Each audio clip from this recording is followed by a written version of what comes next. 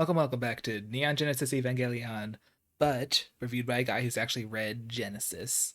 We're a little past the halfway point, or roughly there. This is kind of the midpoint, I guess, because this is going to go up to end of Evangelion. That's going to be the finale for this, because that's the finale of the original run. At least from my understanding. I'll make sure of that, of course, but there's a reason it's called End of Evangelion, not midway point before the next movies of Evangelion. So this episode was definitely a weird one. The first half was literally just a clip show. It was an in-universe recap of everything that's gone on thus far, primarily with the angels. Like, not, I should say, not every single detail, but like any of the angel attacks. Yeah, here's what happened, yada yada, and it culminates with Commander Akari denying before the still quite mysterious council that there was ever an 11th angel attack, which was, of course, last episode's attack. As for the second half, it revolves around a bunch of tests of synchronizations for pilots being outside their Avas. You know, like they're going to test out each other's Avas, though only Rei and Shinji actually do this because Asuka, she isn't even asked to try, and she's like, hey, shouldn't I do that? And Misato lies to her and says it's because she said she didn't want to pilot any Ava unit at all other than Unit 02 or Unit 2. I don't know why I call it Unit 02. It's not wrong, but I don't want to set a standard for myself. However, it's actually because Unit 2 is not compatible with the other pilots. And the second half is interesting because it opens with a lot of trippy imagery and existential questions by Rei.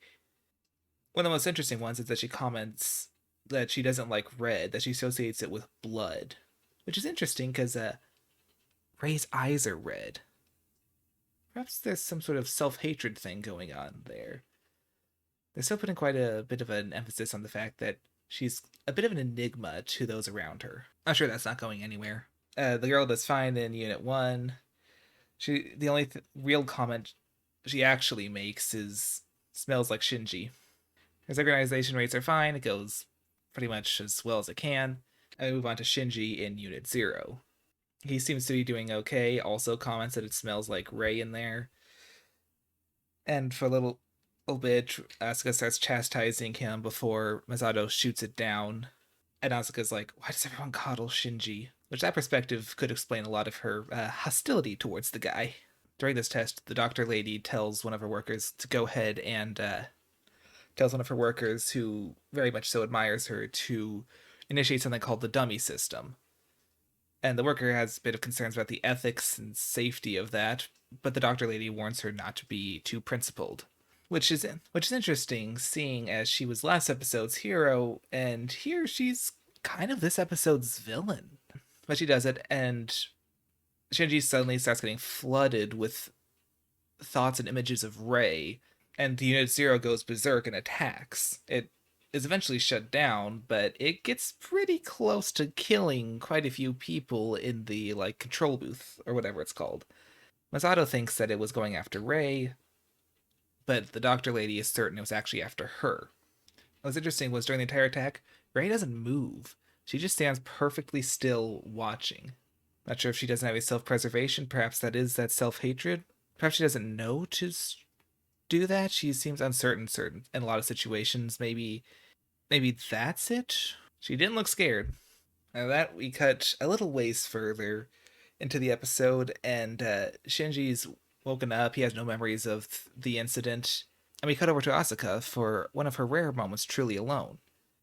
She's wondering why she can't get answers from Misato or Kaji, and also remarks that Shinji is just completely clueless. I find it interesting how much she really seems to think about the guy. I think she views him as some sort of inherent rival. Perhaps she thinks she has to work hard, meanwhile Shinji is naturally good at it, and it's kind of natural ability versus hard work. The episode ends with Lieutenant Commander and Akari talking about things that a lot of stuff we haven't really seen much of. They're talking about Adam again, about their plans with him progressing pretty well, about how the council is truly powerless, but they don't realize that yet, but they still don't need them on their they still don't want to be on their bad side. Like a syndicate stuff, but still just hinting. And they close off the episode with Rei using Unit Zero, which I suppose is in good shape again and set back up for her, to deliver something called the Lance of Longinus, which I I don't know what that is. Apparently, that's something they recovered during their South Pole trip, but I don't know what its use is. And that's the end of the episode. The one really part of the clip show portion of the episode that matters to me is that we get to see the actual angels all named.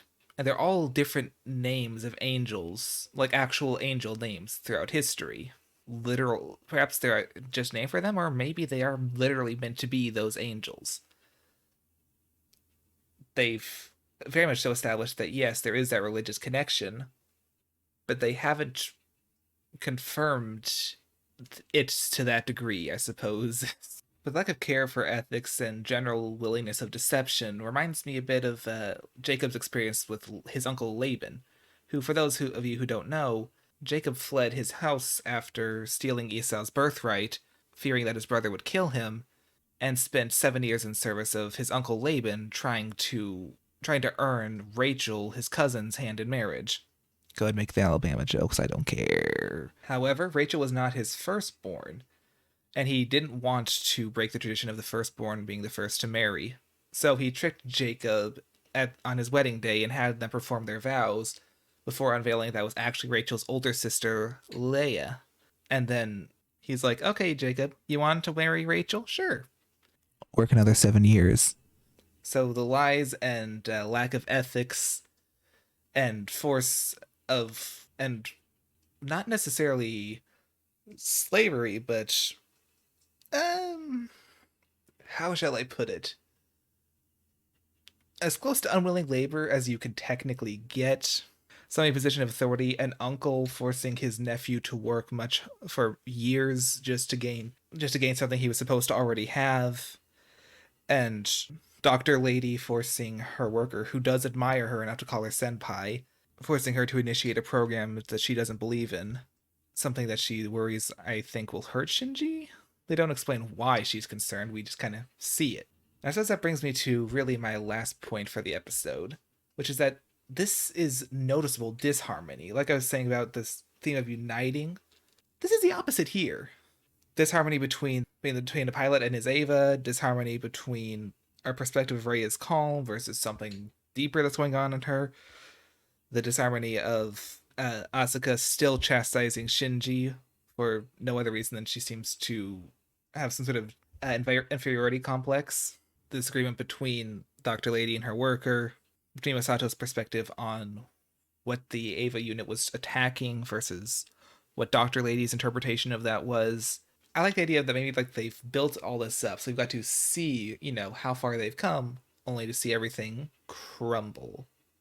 I know we're getting into a lot of deeper psychological and religious themes. I know things are going to get a lot worse for our protagonists, and, well, gotta be honest, I'm a little excited for it.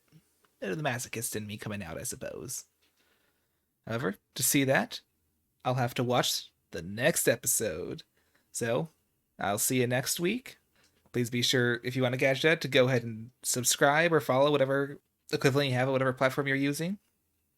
Like this if you can. Leave a comment. I'm curious what you think. And this is G Friggin' W, wishing you good night, good day, and good friggin' bye.